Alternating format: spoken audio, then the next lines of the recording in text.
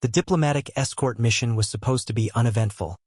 A simple transfer across contested lanes of space, and Commander Kael had treated it as another routine assignment. Yet as his boots echoed across the metallic corridors of the starship Asterion, he could not shake the strange tension coiling in the air, a weight that settled in his chest every time he passed the sealed chamber at the heart of the ship where the alien delegation was quartered. For within that chamber, hidden behind veils of secrecy, was Lyrie, princess of the Cellari Dominion, heir to a dynasty whispered about in taverns and intelligence briefings alike. Her name spoken with both awe and caution, for no human was supposed to look directly upon her. No human was permitted to stand close enough to feel the rhythm of her breath, and yet Kael, hardened by years of military service, found himself restless with the knowledge that he carried something infinitely precious, something his people had never dared to touch. He told himself it was curiosity, nothing more, the instinct of a soldier to understand what he was protecting. Yet when the first ambush came, when the blackness of space erupted with hostile fire and the Asterion shuddered under the impact of enemy weapons, he did not think of politics or treaties, he thought only of the chamber, of her. Sirens blared, crew members sprinted past him, and as the ship reeled, Kael was already moving toward the delegation's wing, pulse pounding louder than the alarms. For if the enemy's goal was to capture her, the only safe place for Lyrie was in his arms, though he could not admit that truth to himself. The blast doors slid open in a shower of sparks, smoke curling in the air, guards shouting in a language Kael did not understand. And there she was, not the untouchable figure from the briefings, but a living being with eyes like molten gold and hair that shimmered like threads of night sky, her slender frame trembling as the deck pitched beneath her. Time slowed in that instant, and Kael, moving without hesitation, cut through her guards' protests, wrapped his arms around her, and pulled her against him to shield her from falling debris. The contact was a shockwave. He felt the heat of her body through layers of silk and armor, her heart thrumming against his chest, and in the chaos of battle he was suddenly aware not of danger but of her softness, her scent like something ancient and intoxicating, her breath a warm whisper on his neck. He should have let go. He should have handed her back to her guardians, maintained the strict separation that their worlds demanded. Yet his arms refused to obey, and for a heartbeat too long, he held her as though she were not a political treasure but a woman, fragile and real, pressed against him by fate. She tilted her head upward, her golden eyes wide, unblinking, as though she too felt the current that passed between them,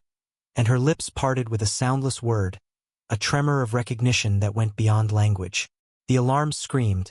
A voice on comms demanded his return to the command deck, but Kael heard none of it, only the furious thundering of his own blood and the alien princess's sharp intake of breath as their gazes locked in a silence heavier than the void. Her guards shoved at him then, breaking the contact, yet Lyrie did not pull away as quickly as she should have. Instead, her fingers brushed against his chestplate, a fleeting, unintentional caress that burned hotter than the enemy fire outside. Kael stumbled back, forcing discipline into his body, barking orders in clipped tones to mask the storm inside him. Yet even as he escorted her down reinforced corridors, even as he secured her in a safe chamber deep within the ship,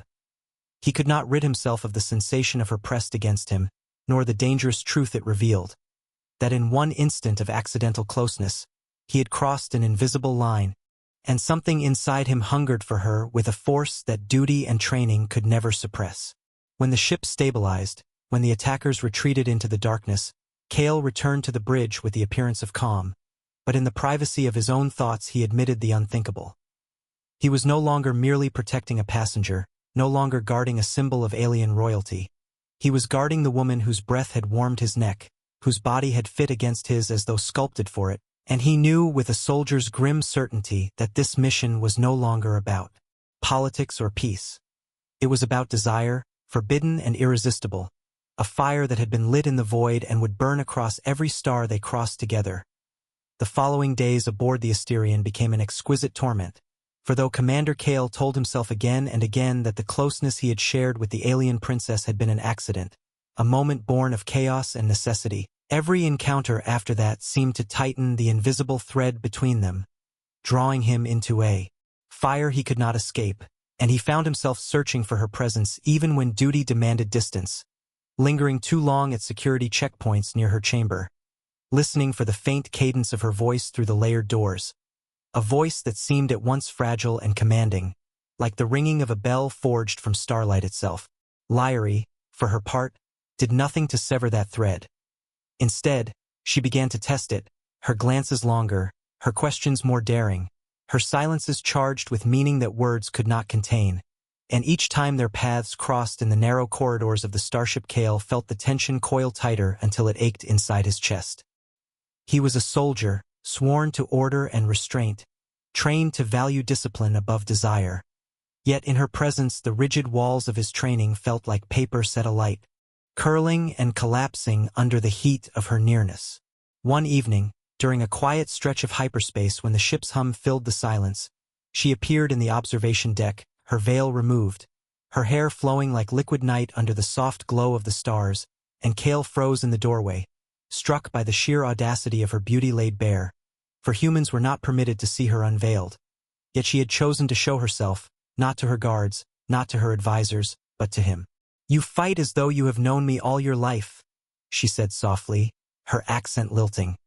her words heavy with unspoken implications, and Kael swallowed, struggling to keep his voice level as he answered that it was his duty to protect her. She tilted her head then, studying him with a gaze so sharp it seemed to strip him bare, and whispered, "And is duty all you feel when you hold me?" The question landed between them like a blade, cutting through the fragile fabric of restraint, and Kael felt heat flood his chest, memories of her pressed against him, of her breath against his neck, of the tremor in her body that had matched his own heartbeat, and he knew he could lie. He could say yes, that duty alone drove him, but the words refused to form, and in the silence his hesitation betrayed him. She stepped closer, slow, deliberate, until the distance was almost nothing, until he could smell the faint, sweet scent of her skin, could see the shimmer of gold flecks in her eyes, and though every warning siren in his mind screamed that to touch her again was to risk not only his career but the fragile peace of their species. He did not move away when her fingers grazed his hand, a feather-light touch that sent shockwaves racing up his arm. "I dreamed of you," she murmured, and Kael's heart clenched at the confession.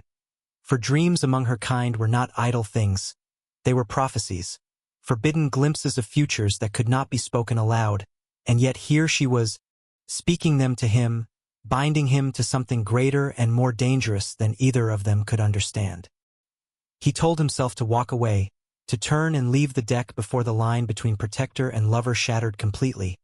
But her hand lingered against his, her body a breath away, and when the ship jolted slightly from a navigation shift, she stumbled, falling into his chest once more, pressing against him with a warmth that obliterated the last of his restraint.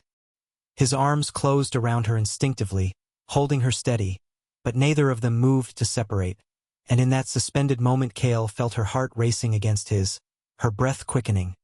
her lips so close he could taste the faint sweetness of them in the air. "This is wrong," he whispered, though the words trembled with the weight of desire, and she looked up at him with eyes that glowed like fire caught in amber, replying with a voice that shook with equal parts fear and longing.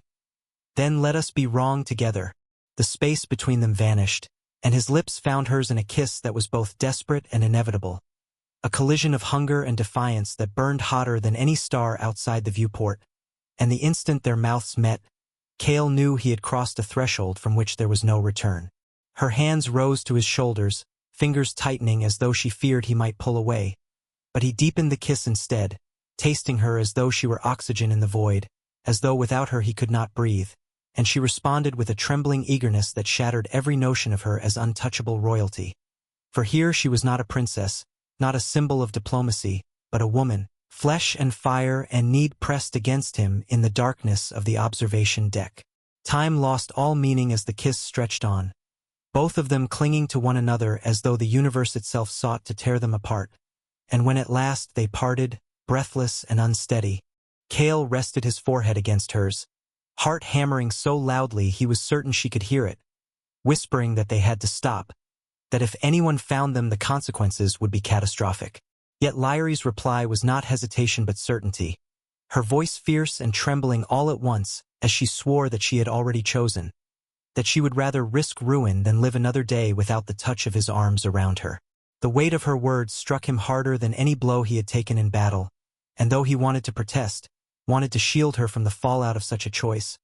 he could not deny the truth blazing inside him, that he would risk everything, rank, reputation, even the fragile treaties between their people, just to hold her again. They stood together in silence, the stars wheeling endlessly beyond the glass, two souls bound by a desire that defied reason and duty alike, and Kael knew with a soldier's grim clarity that the fire they had ignited would not be quenched, that it would burn through every moment that followed, consuming them both, and yet in that moment he did not care, for with her pressed against his chest, trembling and radiant in his arms, he felt more alive than he ever had in all his years of war and duty, and for the first time, he dared to believe that desire itself could reshape the fate of worlds. The fire they had ignited in secret could not remain hidden for long, and though Commander Kael told himself that he could restrain it, bury it beneath layers of discipline, the truth revealed itself in every stolen glance, in every breathless moment when the alien princess brushed against him as though by accident, in the way her eyes lingered on him when she thought no one noticed, and soon the crew began to whisper, rumors running like sparks across the cold steel of the Asterian, whispers of forbidden intimacy between protector and charge, whispers that threatened to tear apart the fragile threads of trust binding their mission. The Selari guards, ever watchful, grew more suspicious, their hands hovering closer to their weapons whenever Kael approached, and the human officers on the bridge exchanged wary glances, knowing the political catastrophe that would follow if such rumors were true. Yet even under the weight of suspicion, even with the threat of war looming like a blade over their heads, Kael and Lyrie found themselves unable to sever the thread between them. For every moment apart only tightened the hunger, every attempt at distance collapsed the instant their eyes met,